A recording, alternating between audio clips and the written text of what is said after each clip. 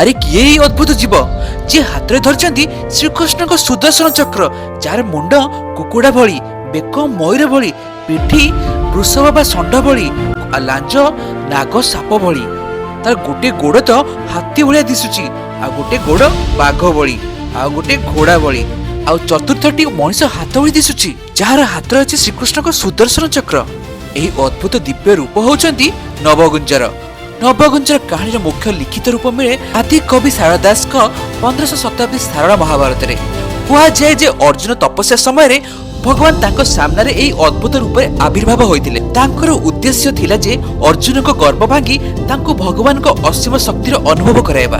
सारदा महाभारत वर्णना रे नवगुंजर हाथ में पद्म थिबा कथा मिले आ विभिन्न परवर्ती चित्रण रे ए दिव्य हाथ में सुदर्शन चक्र मध्ये देखा जाय थाए। आ ए नवगुंजर सह श्री जगन्नाथ संस्कृतिर मध्ये गभीर संपर्क रहिछि।